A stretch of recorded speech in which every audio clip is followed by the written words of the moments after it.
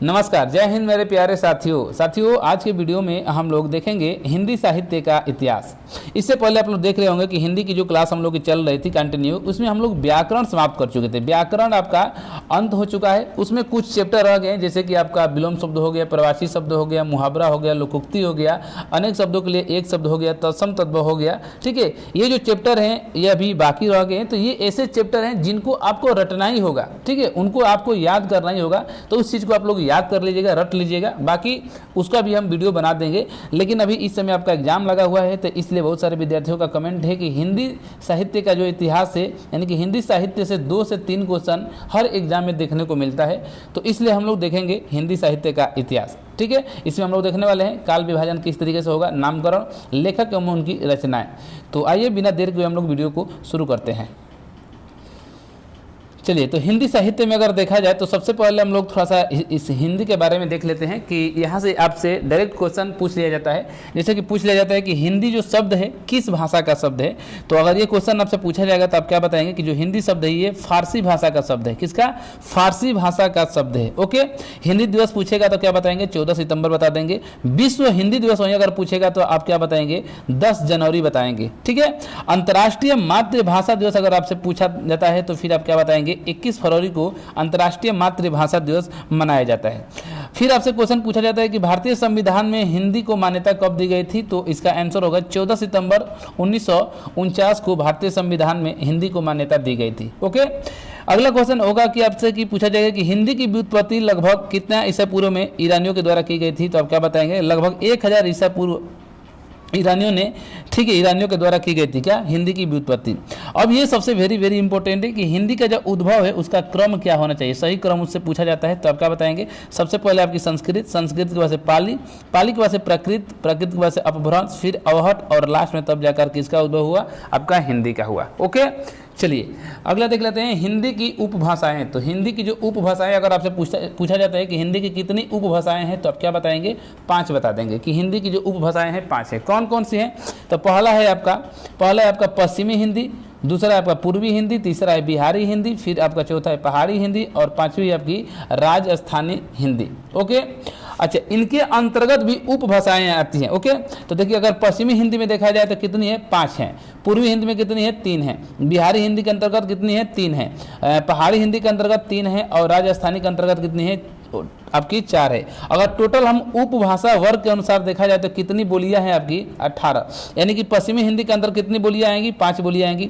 पूर्वी हिंदी के अंतर्गत कितनी बोलियां आएंगी? 3 बोलियां आएंगी। बिहारी हिंदी के अंतर्गत कितनी बोलियां हैं? 3 बोलियां आएंगी। वहीं पहाड़ी हिंदी के अंतर्गत 3 बोलियां और राजस्थानी के अंतर्गत 4 बोलियां। यानी आप कह सकते हैं कि टोटल आपकी जो उपभाषा के अनुसार अगर देखा जाए तो कितनी टोटल बोलियां हैं? 18 बोलियां हैं। ओके, चलिए आगे हम लोग देखेंगे एक एक कर। तो यहाँ पर देखिए, अगर सबसे पहले अगर बात करें हिंदी की उपभाषाएं तथा उनकी बोलियां, तो अगर हिंदी की उपभाषा और उनकी बोलियों के बारे में बात करें तो टोटल उपभाषा कितनी है? 5 है। अभी हम ऊपर बताएं टोटल कितनी बोली है, तो 18 बोलियां हैं। ओके, तो यही हम देखेंगे कि कौन कौन से उपभाषाएं हैं, उसके अंतर्गत कौन कौन से किस अपभ्रंश के अंतर्गत वो आती हैं, उसके से कौन कौन सी बोली बोली जाती है। ठीक है, तो सबसे पहले हम लोग यहाँ पर देखेंगे क्या कहते हैं कि पश्चिमी हिंदी। ठीक है, पश्चिमी हिंदी हम लोग देखने वाले हैं। तो पश्चिमी हिंदी की अगर हम बात करें तो पश्चिमी हिंदी जो है ये सौर सेनी अपभ्रंश से प्रभावित है। अगर पूछा जाता है पश्चिमी हिंदी तो क्या बताएंगे? सौर सेनी अपभ्रंश से ही क्या होगी? प्रभावित होगी। और इसके अंतर्गत कितनी बोलियां आती हैं? तो 5 बोलियां आती हैं। किसके अंतर्गत? पश्चिमी हिंदी के अंतर्गत। कौन कौन सी आती हैं? तो पहला है आपका बुंदेली, दूसरा है आपका कनौजी और तीसरा है ब्रजभाषा, चौथी है खड़ी बोली। खड़ी बोली को ही कौरवी ही कहा जाता है। कभी कभी पूछ लिया जाता है कि खड़ी बोली का दूसरा नाम क्या है, तो क्या बताएंगे आप? कौरवी बता देंगे। ओके, और 5वां है आपका बांगरू, जिसको आप क्या कहते हैं? हरियाणवी भी कहते हैं। ठीक है, यानी कि हरियाणा के क्षेत्र में बोली जाती है। ये चीज़ हो गया। अब इनका बोली का क्षेत्र अगर पूछा जाता है तो आप क्या बताएंगे? जैसे कि अगर बुंदेली देखा जाए तो ये छतरपुर यानी कि एमपी में, वो उत्तर प्रदेश में भी आपसे बोली जाती है बुंदेली। ओके, कनौजी देखा जाए तो ये कनौज यानी यूपी में बोली जाती है। ब्रज भाषा जो है ये मथुरा और आगरा क्षेत्र में बोली जाती है, जो कि यूपी में है। ओके, खड़ी बोली जिसको कौरवी कहते हैं, ये मेरठ की तरफ, मेरठ, बिजनौर, सहारनपुर सब ये उत्तर प्रदेश में है। यहाँ पर आपकी ये बोली जाती है, यानी कि ये क्षेत्र है आपकी बोली क्षेत्र है। ओके, बांगरू हरियाणवी देखा जाए तो ये रोहतक यानी कि हरियाणा में ये बोली जाती है। तो इस तरीके से आप आपकी जो 5 बोलियां हैं एक किसके अंतर्गत आएंगी, पश्चिमी हिंदी के अंतर्गत आएंगी। ओके, चलिए दूसरा देख लेते हैं पूर्वी हिंदी। तो पूर्वी हिंदी के बारे में बात करें तो पूर्वी हिंदी जो है ये अर्ध मगधी अपभ्रंश के अंतर्गत आती है और इसके अंतर्गत आपकी 3 बोलियां आती हैं। पूर्वी हिंदी में कितनी है, 3 बोलियां हैं। कौन कौन सी, तो पहली आपकी अवधी, दूसरी है बघेली, तीसरी आपकी छत्तीसगढ़ी। तो अवधी कहाँ पर बोली जाती है, तो ये लखनऊ के क्षेत्र में बोली जाती है। बघेली आपकी रीवा यानी कि आपका मध्य प्रदेश में है। ओके, और छत्तीसगढ़ यानी कि रायपुर यानी कि छत्तीसगढ़ में यानी कि रायपुर के क्षेत्र में ये बोली जाती है। तो आपको याद क्या रखना है कि पूर्वी हिंदी के अंतर्गत कितनी बोली आती हैं, 3 आती हैं। कौन कौन, अवधी, बघेली और छत्तीसगढ़ी। ओके, चलिए तीसरा देख लेते हैं हम लोग उपभाषा में। तो तीसरी आपकी है बिहारी हिंदी।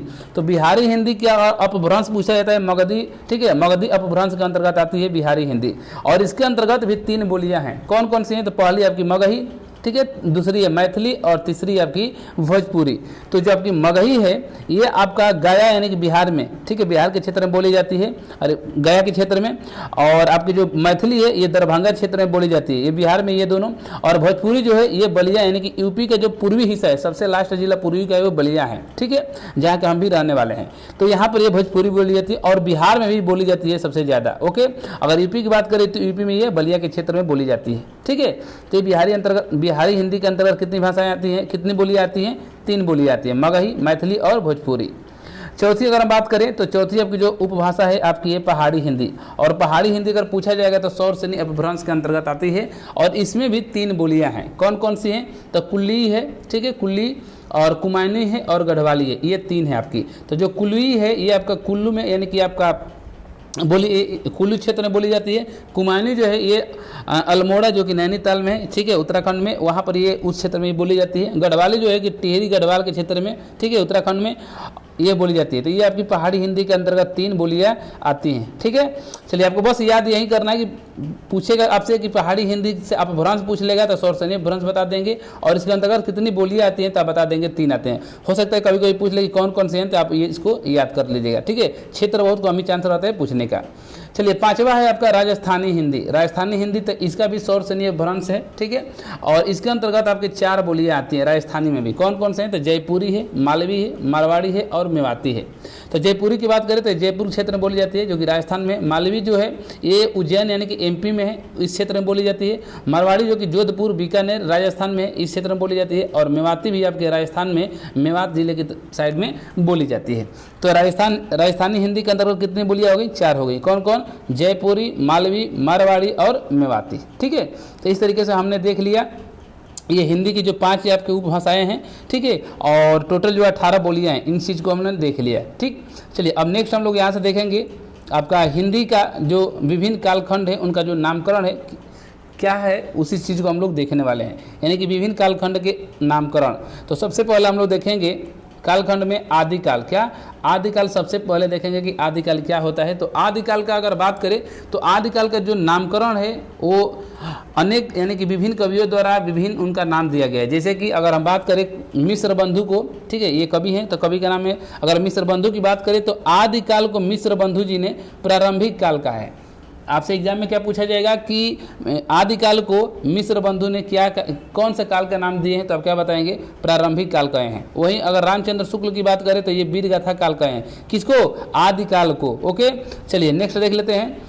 देखिए महावीर प्रसाद द्विवेदी की अगर बात करें तो महावीर जो प्रसाद द्विवेदी हैं ये आदिकाल को बीजोपन काल कहते हैं। क्या, बीजोपन काल कहे हैं। वहीं अगर डॉक्टर राम कुमार वर्मा और डॉक्टर ग्रियर्सन को अगर कहें तो ये दोनों लोग आदिकाल को चारण काल कहे हैं। क्या, चारण काल कहे हुए हैं। और हजारी प्रसाद द्विवेदी की बात करें तो आदिकाल को आदिकाल ही कहे हैं हजारी प्रसाद द्विवेदी। और राहुल संकृत्यायन का अगर बात करें तो ये सिद्ध सामंत काल बोले हैं। किसको, आदिकाल को। तो इस तरीके से इसका नामकरण हुआ है। ओके, दूसरा आपका है भक्ति काल। क्या, भक्ति काल। तो भक्ति काल में भी सेम उसी तरीके से अनेक विद्वानों द्वारा अनेक मतलब कि अनेक उसका नामकरण किया गया है। जैसे कि रामचंद्र शुक्ल जो है भक्ति काल को क्या बोले हैं, भक्ति काल ही बोले हैं। लेकिन वहीं डॉक्टर ग्रियर्सन को देखा जाए तो भक्ति काल को स्वर्ण काल कहे हैं। ओके, हजारी प्रसाद जो द्विवेदी हैं ये भक्ति काल को लोक जागरण काल बोले हैं। क्या, लोक जागरण काल बोले हैं। वहीं अगर आगे हम देखें तो यहाँ पर 3 महत्वपूर्ण है, ठीक है, यानी कि भक्ति काल में सबसे ज़्यादा पूछा जाता है क्या चीज़, डॉक्टर ग्रियर्सन को कि इन भक्ति काल का नामकरण क्या किए हैं डॉक्टर ग्रियर्सन, तो आप क्या बताएंगे, स्वर्ण काल। ठीक है, चलिए, और कहा भी जाता है यानी कि भक्ति काल को स्वर्ण काल कहा भी जाता है। रीतिकाल की बात करें तो रीतिकाल में देख लेते हैं कि सबसे पहले अगर हम रीतिकाल की बात करें तो रीतिकाल में मिस्र बंधु जो है रीतिकाल को अलंकृत काल बोले हैं। क्या? अलंकृत काल बोले हैं। किस रीतिकाल को? कौन? मिस्र बंधु। वहीं रामचंद्र शुक्ल की बारे में बात करें तो ये रीतिकाल को रीतिकाल ही कहे हैं। विश्वनाथ मिश्र की बात करें तो ये रीतिकाल को श्रृंगार काल का है, इसलिए रीतिकाल को कहीं कहीं देखे होंगे श्रृंगार काल भी कहा जाता है। वहीं रामाशंकर शुक्ल जिनको रसाल भी कहा जाता है उपनाम में, ये रामाशंकर शुक्ल जी है जो रीतिकाल को कला काल कहें। क्या? कला काल कहे हैं। ठीक है, तो ये चीज़ हो गया। अब हम लोग चौथा देखेंगे आधुनिक काल। तो आधुनिक काल के अगर बारे में बात करें तो आधुनिक काल में मिस्र बंधु जो हैं ये वर्तमान आधुनिक काल को वर्तमान काल बोले हैं। गणपति चंद्रगुप्त को अगर बारे में बात करें तो ये आधुनिक काल को आधुनिक काल ही बोले हैं, लेकिन रामचंद्र जो शुक्ल हैं ये आधुनिक काल को गद्य काल कहे हैं। क्या? गद्य काल कहे हुए हैं। ठीक है, चलिए मिस्र बंधु के अंतर्गत कौन कौन लोग आते हैं? तो मिस्र बंधु के अंतर्गत देखें तो गणेश बिहारी आएंगे, सुखदेव बिहारी आएंगे और श्याम बिहारी। ये बहुत ही इंपॉर्टेंट है, पूछा जाता है कि मिस्र बंधु के अंतर्गत कौन कौन से लोग आते हैं। तो आप याद रखिएगा गणेश बिहारी, सुखदेव बिहारी और श्याम बिहारी, ये तीनों लोग आते हैं। ठीक है, चलिए अब नेक्स्ट हम लोग देख लेते हैं। अब यहाँ से हम लोग देखेंगे काव्य काल का विभाजन किस तरीके से, किनके द्वारा क्या क्या किया गया। ठीक है, काव्य काल का विभाजन। तो सबसे पहले हम लोग देखेंगे आचार्य रामचंद्र शुक्ल के अनुसार काल विभाजन। क्या? आचार्य रामचंद्र शुक्ल के अनुसार काल विभाजन देखेंगे। तो अगर हम बात करें आचार्य रामचंद्र शुक्ल के अनुसार काल विभाजन को, तो काव्य काल को ये कितने 4 भागों में बांटे हुए हैं। कितने? 4 भागों में। कौन? आचार्य रामचंद्र शुक्ल। पहला है आपका आदिकाल, दूसरा है आपका भक्ति काल, तीसरा आपका रीतिकाल और चौथा है आपका आधुनिक काल।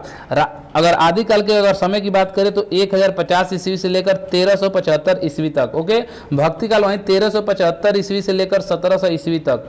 वहीं रीतिकाल की बात करें तो 1700 ईस्वी से लेकर 1900 ईस्वी तक। और आधुनिक काल की बात करें तो 1900 से लेकर अब तक जो चल रहा है ये आपका आधुनिक काल है। तो ये आचार्य रामचंद्र शुक्ल के अनुसार ये काल विभाजन किया गया है। ठीक है, अब इसी में देखिए अगर हम बात करेंगे आपका जो भक्ति काल है तो भक्ति काल को 2 काल में बांटा गया है। ठीक है, भक्ति काल को आप देख सकते हैं यहाँ से, ये जो भक्ति काल है इसको 2 भागों में बांटा गया है। कौन कौन से?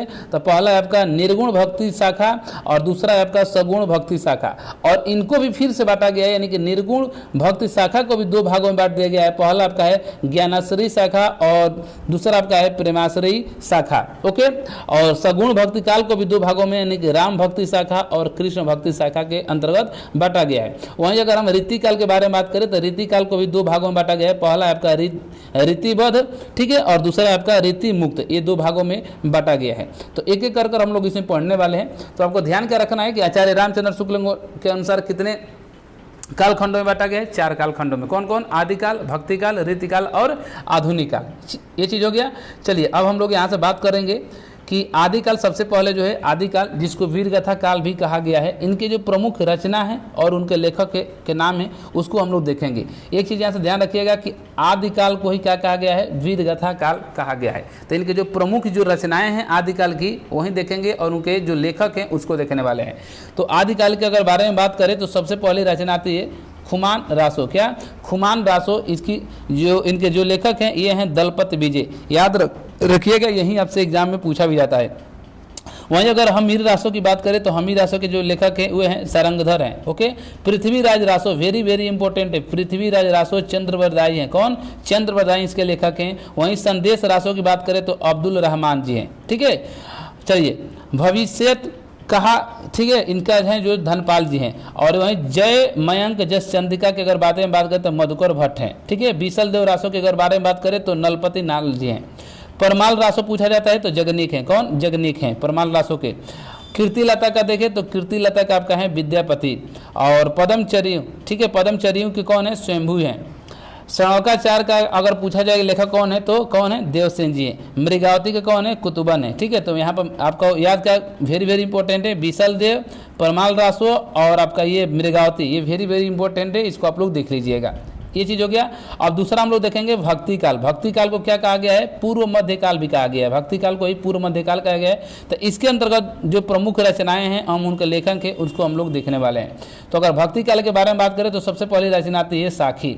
तो साखी, शबद, ठीक है, साखी, बीजक, शबद और रामायण, यानी कि बीजक के अंतर्गत साखी, शबद, रामायण तीनों आता है। तो ये तीनों जो अभी आपसे साखी पूछेगा, ठीक है, तभी आप कबीरदास हो जाएंगे। बीजक पूछेगा कबीरदास, शबद पूछेगा कबीरदास और रामायण पूछेगा भी तो आप क्या बताएंगे? कबीरदास ही बताएंगे। और ये सब ये भक्ति काल के अंतर्गत हम लोग देख रहे हैं। ओके, पद्मावत अगर पूछता है कि पद्मावत के लेखक कौन है, तब क्या बताएंगे आप? मलिक मोहम्मद जायसी। कौन? मलिक मोहम्मद जायसी। अखरावट पूछेगा तभी आप वहीं बताएंगे मलिक मोहम्मद जायसी। आखिरी कलाम, चित्र रेखा, ये आप देखिए, पद्मावत पूछे, अखरावट पूछे, आखिरी कलाम और चित्ररेखा, इसमें से कोई पूछेगा तब क्या बताएंगे? मलिक मोहम्मद जायसी हैं। ओके, चलिए सूरसागर के बारे में बात करें तो सूरसागर का आपका है सूरदास जी हैं। नागलीला के सूरदास जी हैं। गोवर्धन लीला का सूरदास जी हैं। सूर सरावली का सूरदास जी हैं। साहित्य लहरी का सूरदास जी हैं। भ्रमर गीत का सूरदास जी हैं और सूर पचीसी का सूरदास जी हैं। तो ये आपका सब सूरदास जी हैं। वहीं अगर तुलसीदास के बारे में बात करें तो रामचरितमानस तुलसीदास द्वारा, विनय पत्रिका, कवितावली, गीतावली, दुहावली, ये सब क्या है? तुलसीदास द्वारा ही रचित है। ओके, चलिए अगला देख लेते हैं। रामलला नछू, ठीक है, नाचू, रामलला नाचू, ये आपका तुलसीदासी जी हैं। जानकी मंगल, पार्वती मंगल, वैराग्य संदीपनी और वैरवे रामायण, ये सब कौन है? ये सबके आपके जो रचनाकार हैं ये सब तुलसीदास जी हैं। तो ये आपके भक्ति काल के अंतर्गत आते हैं। तो भक्ति काल की हम प्रमुख रचनाएं, ठीक है, और उनके लेखक देख लिए हैं। अब हम लोग देखेंगे रीति काल। और रीति काल को क्या कहा गया है? उत्तर मध्य काल भी कहा गया है। तो इनके अंतर्गत जो प्रमुख रचनाएं हैं, जो लेखक हैं, उनको देखते हैं। तो सबसे पहला पूछा जाता है आपका रामचंद्रिका। तो रामचंद्रिका के जो लेखक हैं कौन है? केशवदास जी हैं। कवि प्रिय पूछेगा केशवदास। रसिक प्रिय पूछेगा केशवदास। रतन बावनी पूछेगा, सब क्या है? केशवदासी जी हैं। वहीं अगर विज्ञान गीता पूछेगा, विज्ञान गीता फिर भी केशवदास। जहांगीर चंद्रिका केशवदास, ठीक है, यहाँ तक केशवदास है। अब यहाँ से देखिए सतसई बहुत वेरी वेरी इंपॉर्टेंट है। सतसई पूछता है कि लेखक कौन है, तब क्या बताएंगे? बिहारी बताएंगे। शिवराज भूषण के कौन है? कवि और भूषण है। शिवा शौर्य का पूछा जाता है तभी आप क्या बताएंगे? कवि और भूषण ही बताएंगे। भूषण हजारा पूछे, शिवा बावनी पूछे, छत्रसाल दशक पूछे, सबके कौन हैं? तो सबके हैं कवि और भूषण जी हैं। ओके, चलिए आगे देख लेते हैं। अगर कवि कुल कल्पतरु अगर पूछा जाता है आचार्य चिंतामणि जी हैं। कौन? कवि कुल कल्पतरु पूछा गया था, आचार्य चिंतामणि बताएंगे। फिर छंद विचार चिंतामणि जी हैं। पिंगल आपका चिंतामणि। श्रृंगार मंजरी चिंतामणि। वहीं अगर रस मंजरी रास पंचाध्यायी अगर पूछता है तो नंददास जी हैं। इकनामा अगर पूछता है तो क्या बताएंगे? बोधा को बता देंगे। इसकनामा अगर पूछेगा तो क्या बताएंगे? बोधा को बताएंगे। रस रहस्य अगर पूछेगा तो कुलपति मिश्र को बता देंगे। रसारोहण अगर पूछता है तो सुखदेव मिश्र को बताएंगे। ओके, सुदामा चरित अगर पूछेगा तो क्या बताएंगे? नरोत्तम दास बता देंगे। मदनाष्टक अगर पूछता है तो रहीम को बताएंगे। रास पंचाध्याय पूछता है तो रहीम को बताएंगे। श्रृंगार सोरठा रहीम। प्रेम वाटिका रसखान, सुजान रसखान को रसखानी जी हैं। और रसराज किसको कहा गया? रसराज के जो लेखक हैं मतीराम है। कौन? मतीराम है। ललित ललाम का अगर पूछता है तो मतीराम ही बता देंगे। राम विलास अगर पूछता है तो देव हैं। सुजान विनोद देव ही हैं। अष्टधाम देव ही हैं। भाव विलास देव ही हैं। ठीक है, अगर गंगा लहरी पूछता है तो क्या बताएंगे? पद्माकर जी हैं। कौन? पद्माकर। और श्रांत पथिक पूछता है तो श्रीधर पाठक जी हैं। वहीं अगर एकांतवासी योगी पूछता है तभी आप क्या बताएंगे? श्रीधर पाठक ही बताएंगे। कश्मीर सुषमा श्रीधर पाठक है। वनाष्टक अगर पूछता है तो श्रीधर पाठक जी हैं। कृपा कंद घनानंद, ठीक है, और सुजान सागर भी घनानंद। तो ये इस तरीके से हमने देख लिया। अब हम लोग देखेंगे चौथा आधुनिक काल। आधुनिक काल को गद्य काल भी कहा गया है। तो आधुनिक काल के अंतर्गत देख लेते हैं प्रमुख रचनाएं और उनके लेखक। तो सबसे पहले पूछेगा कि रेणुका रचना के लेखक कौन है, तो क्या बताएंगे? रामधारी सिंह दिनकर। ठीक है, तो रामधारी सिंह दिनकर से जितने भी रिलेटेड हैं यहाँ पर देख लेते हैं रचना, जैसे कि रेणुका हो गया, हुंकार हो गया, कुरुक्षेत्र, उर्वशी, ठीक है, रश्मि रथी, रसवंती, हारे को हरि नाम और परशुराम की प्रतीक्षा। तो ये सबके लेखक कौन है? रामधारी सिंह दिनकर ही है। ओके, आगे भी अभी नील कुसुम है और बापू है, ये सब कौन है? तो आपके रामधारी सिंह दिनकर जी हैं इसके लेखक। वहीं अगर आंगन के पार द्वार अगर पूछा जाता है तो क्या बताएंगे? सच्चिदानंद, हीरानंद, वात्स्यायन, जिनको अज्ञेय कहा जाता है उपनाम में। तो आंगन के पार द्वार कौन है? सच्चिदानंद हीरानंद जी हैं। महावृक्ष के नीचे अगर पूछा जाता है तो क्या बताएंगे? अज्ञेय जी को ही बताएंगे, यही हैं आपके सच्चिदानंद हीरानंद जी हैं। भग्नभूत अगर पूछता है तो भी आप अज्ञेय को बताएंगे। कितनी नाव में कितनी बार? अज्ञेय जी हैं। ओके, रक्त चंदन पूछता है तो नरेंद्र शर्मा को बता देंगे। कनुप्रिय पूछेगा तो धर्मवीर भारती बताएंगे, आंधा युग धर्मवीर भारती है, ठंडा लोहा धर्मवीर भारती है, ठेले पर हिमालय धर्मवीर भारती है, और चित्तौड़ का चीता ये राजकुमार जी हैं। ओके, फिर अंजलि राजकुमार है, अभिशाप कौन है, राजकुमार वर्मा है। वहीं अगर निश्चित पूछता है तो रामकुमार वर्मा को ही बताएंगे, ठीक है, यहाँ पर रामकुमार वर्मा जी को बताएंगे। और जौहर पूछता है तो रामकुमार वर्मा को बताएंगे। हिम कीर्तनी अगर बताएंगे तो माखनलाल चतुर्वेदी को। हिम तरंगड़ी पूछता जाता है, माखनलाल चतुर्वेदी। माता है, इनके लेखक भी है माखनलाल चतुर्वेदी। साहित्य देवता कृष्णार्जुन युद्ध, जलियांवाला बाग, ये सब जलियांवाला बाग को सुभद्रा कुमारी चौहान जी हैं, और यहाँ तक आप देख रहे हैं सब माखनलाल चतुर्वेदी जी हैं। ओके, चलिए त्रिधारा अगर पूछता है तो सुभद्रा कुमारी चौहान को बता देंगे। मुकुल पूछेगा तभी आप क्या बताएंगे, सुभद्रा कुमारी चौहान ही बताएंगे। बिखरे मोती, सीधे साधे चित्र, मेरा नया बचपन और झांसी की रानी, सबके लेखक कौन है, सुभद्रा कुमारी चौहान जी। ठीक है, चलिए मधुशाला देखें तो हरिवंश राय बच्चन। मधुशाला हो, मधुबाला हो, ठीक है, मधु कलश हो, तेरा हार हो गया, निशा निमंत्रण हो गया, उसको से क्या भूलू किया याद करूं, ये सब के लेखक कौन है, हरिवंश राय बच्चन जी हैं। ओके, तो ये चीज़ को आप लोग देख लीजिएगा। सतरंगे पंखों वाली, इसके जो लेखक हैं नागार्जुन हैं। फूल नहीं रंग बोलते हैं, केदारनाथ अग्रवाल जी हैं। सूर्य का अगर पूछेगा तो केदारनाथ अग्रवाल ही को बताएंगे। उस जनपद का कवि हूँ, त्रिलोचन को बता देंगे। ओके, धरती अगर पूछता है तो क्या बताएंगे आप, त्रिलोचन ही बताएंगे। वहीं उम्मीद का दूसरा नाम अगर पूछता है कि लेखक कौन है तो अशोक वाजपेयी जी हैं। फिर समय के पास समय, ये भी अशोक वाजपेयी जी हैं। विकसा पूछता है तो आप क्या बताएंगे, अशोक वाजपेयी बताएंगे। कभी कभार पूछेगा तो अशोक वाजपेयी बताएंगे, और फिलहाल भी पूछेगा तो अशोक वाजपेयी ही बताएंगे। तो ये था आपका। तो आधुनिक काल भी देख लिए, आधुनिक काल के जो महत्वपूर्ण जो रचनाएं हैं और उनके जो लेखक हैं, ये चीज़ हम लोग देख लिए हैं। ठीक है, तो वीडियो को यहीं तक रखते हैं। नेक्स्ट वाली वीडियो में हम लोग देख लेंगे और साहित्य से जो क्वेश्चन बनने लायक हैं सबको हम लोग नेक्स्ट वीडियो में देखेंगे।